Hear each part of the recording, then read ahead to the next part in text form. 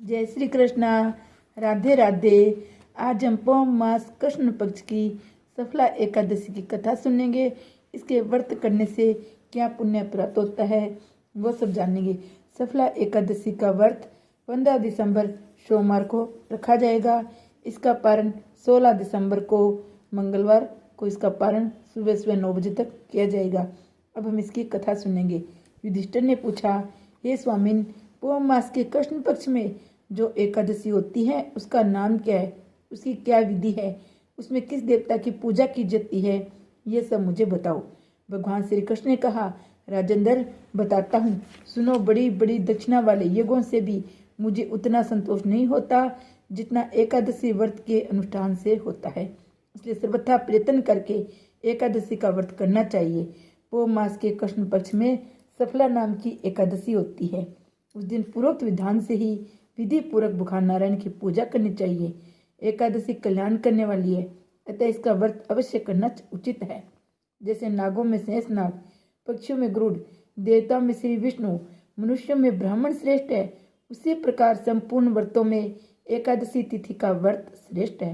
हे राजन, सफला एकादशी को नाम मंत्रों का उच्चारण करके फलों के द्वारा श्री हरि का पूजन करें।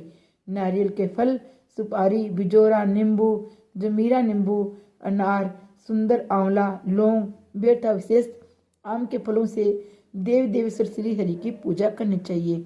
इस प्रकार धूप दीप से भी भगवान की अर्चना करें। सफला एकादशी को विशेष रूप से दीपदान करने का विधान है। रात को वैष्णव पुरुषों के साथ जागरण करना चाहिए। जागरण करने वालों को जिस फल की प्राप्ति होती है वह हजारों वर्ष तपस्या करने से भी फल नहीं मिलता है। वह हजारों वर्ष तपस्या करने से भी नहीं मिलता जितना एकादशी का व्रत करने से मिलता है। हे नरश्रेष्ठ, असफला एकादशी शुभ कारिणी कथा सुनो। चंपावती नाम से विख्यात नाम एक पुरी है जो कभी राजा महिष्मति की राजधानी थी।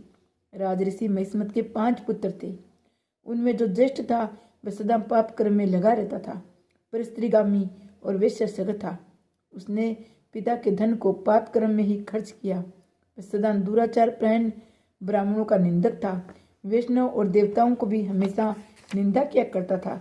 अपने पुत्र का ऐसा पापाचार्य देखकर राजा महिष्मत ने राजकुमारों में उसका नाम लुम्बक रख दिया। फिर पिता और भाइयों ने मिलकर उसे राज्य से बाहर निकाल दिया। लुम्बक उस नगर से निकलकर गहन वन में चला गया। वहीं रहकर उस पापी ने प्राय समूचे नगर का धन लूट लिया।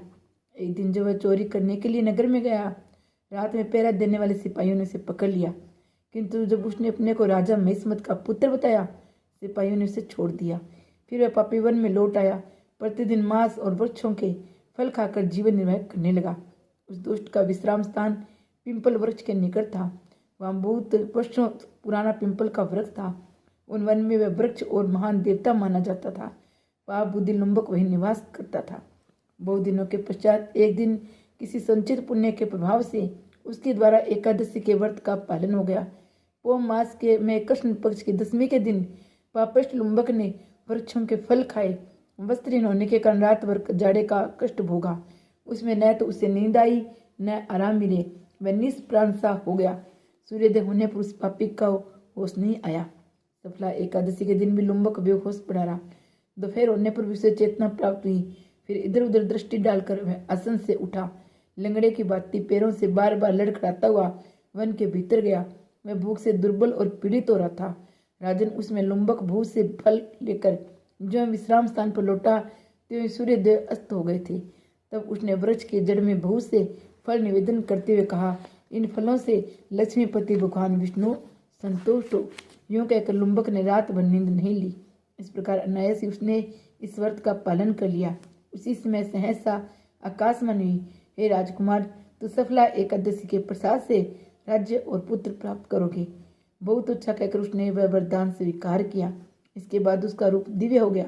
तब से उसकी उत्तम बुद्धि भगवान विष्णु के भजन में लगी।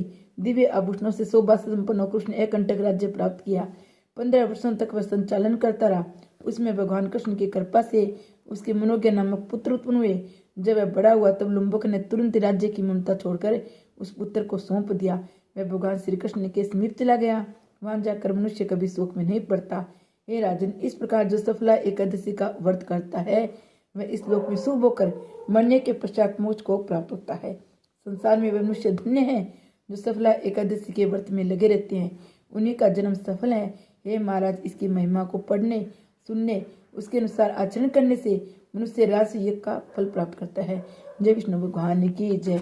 जय एकादशी माता की जय हो।